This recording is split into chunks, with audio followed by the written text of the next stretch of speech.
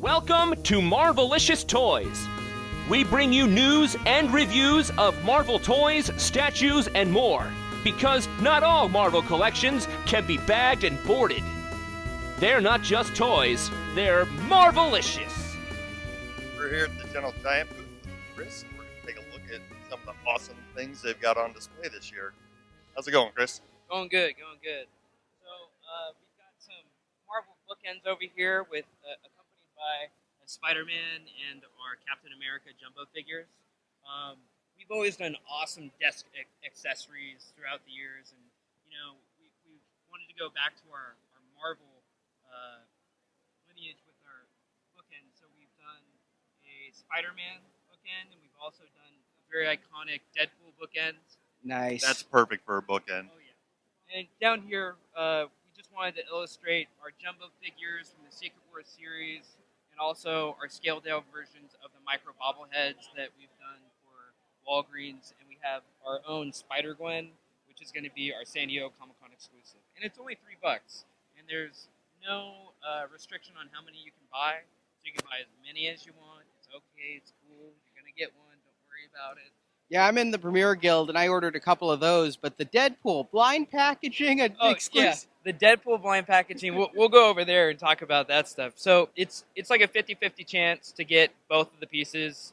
Now, if you get one of the blind boxes, you can actually try and shine a light into the box, and it might illuminate which figure you actually got, so you don't have to actually open the box.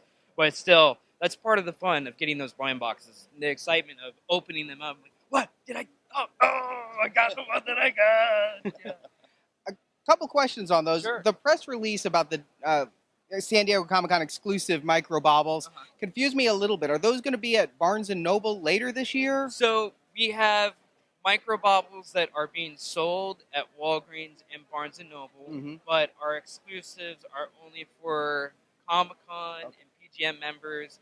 And of course, once all the PGM members have gotten their chance to order them, if we have them left, a couple of them left over, we'll sell them to the regular customers as well. And then I just got the Captain America in the mail like the day we came for Comic-Con. Oh, the big Kenner yeah, figure? so that was man, awesome. Yeah. There's one of the best ones. I have the Brown Wolverine that we did, and the Marvel Legends piece and that piece. I'm gonna start building a shrine to that guy. I also have the Brown Wolverine mini bust that we did, so I'm making a nice little collection right there. But I got a notice last week that the Daredevil jumbo figure is canceled. So it's currently postponed. It's not outright canceled. We still have the license. We're still producing all these items, but right now it's on hold. We might visit it later on in the year, but we're kind of shifting things around as far as release schedule goes. So if there's an outright cancellation of that piece itself, we're going to announce it, but right now, no. Okay. Yeah. Are there any future jumbo figures in the works, or are you talking just it's happening to Daredevil, or is that the whole line? No, right now it's Daredevil. We have prototype for a whole bunch of other pieces, and there's changes happening within the company, so we're reworking 2016 release schedule, and we're planning out 2017. So you guys are going to hear a lot more announcements later on in the year about that stuff. Okay, are you going to revisit last year in November? You did a Gentle Giant Days. So it was such a huge success, and I wanted to test the waters with that one and see how the community responded. We had over 250 people show up, and I think the next step is we're going to host it again, but we want to kind of play it off as kind of like a free comic book day where each retailer throughout the U.S. has their own Gentle Giant Day, celebrating, hey, these are the Gentle Giant items that we're selling, show us your collections, bring in pictures, bring in your favorite piece, have fun, throw a party, make it a community thing. So much stuff is happening on the internet these days where you don't even really get to talk to your fellow collector unless it's on a forum or something.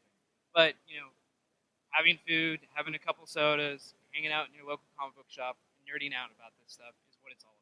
So you wouldn't have like another set of reveals in November, though? I think we might. Okay. Just depending on what production, what they have in store, I think we're going to have a lot coming out at the end of the year. So depending if it's all ready to go, approved by our licensors. That's how many pieces I'll be able to show. Awesome. All right, let's look at this next booth here.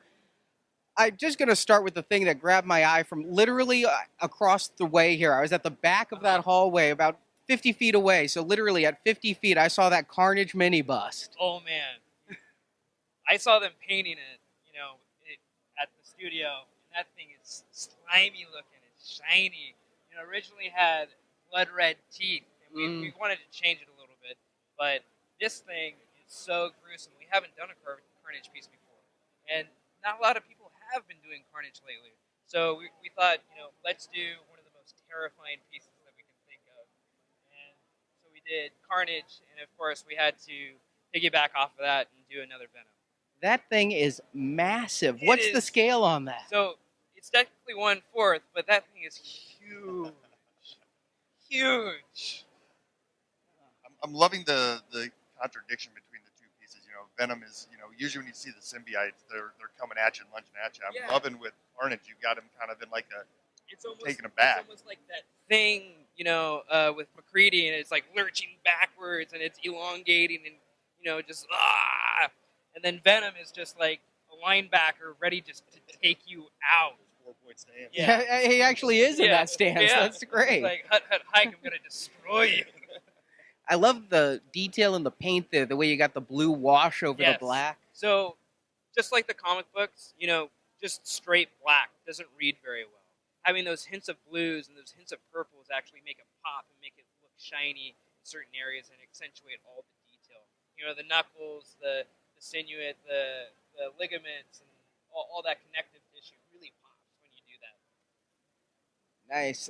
And then you've got a couple mini busts here, and I just have to ask, how do I get that Deadpool Caesar? Oh man, that Deadpool Caesar. So, just like our classic bust for the Star Wars pieces, we've done a couple Marvel, and we kind of wanted to do this thing where, okay, keeping with this like Roman and Grecian aesthetic, what's the one character that can wear that style of armor or the toga and still keep his Hercules. still keep his costume on though. What would read the best? I'm like, well, why don't you just put Deadpool in a toga? And he's like the only character that this would work for, short of like a Planet Hulk with the gladiator gear. But this guy he might be a regular release in this paint, and we're going to be announcing it for I think $80 later in the year.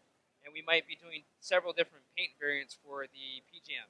And we might be doing a store exclusive as well. That's pretty great.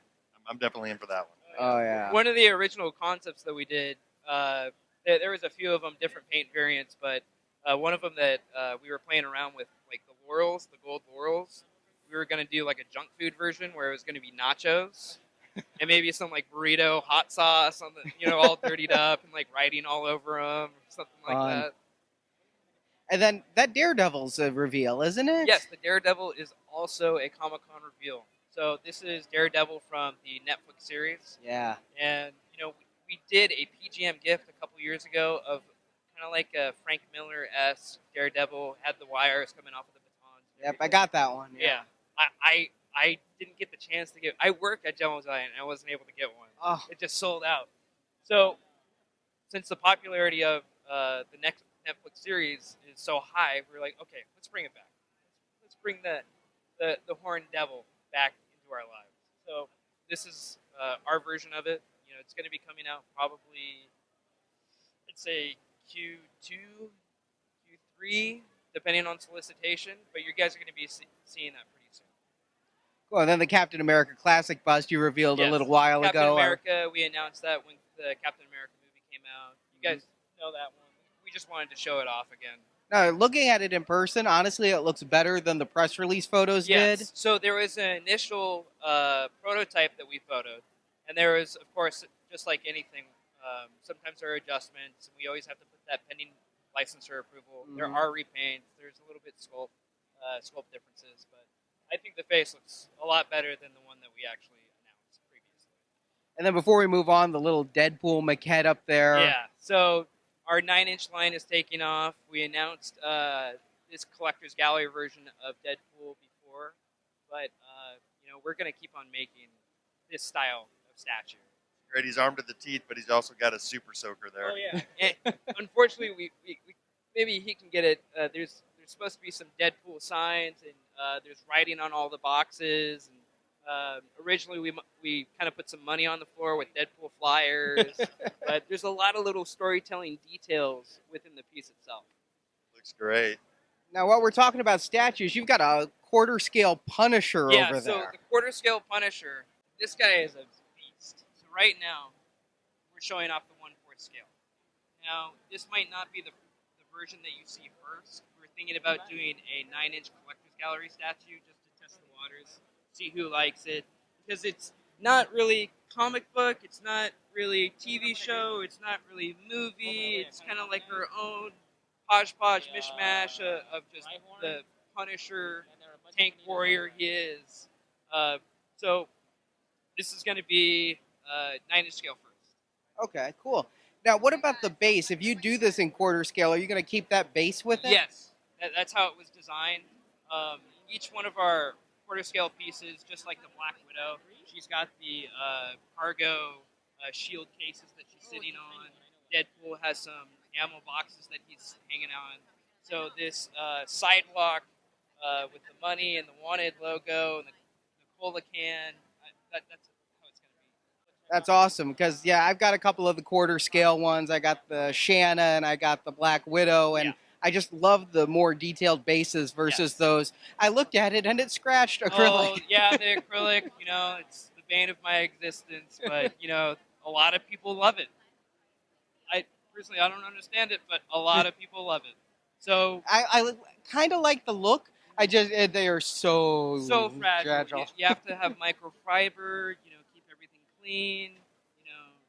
It's very delicate. It is a collectible, a high-end collectible. It's not meant to be played with or moved around a lot. So these characterized bases that we're making, it's gonna draw your eye to it and look a lot better.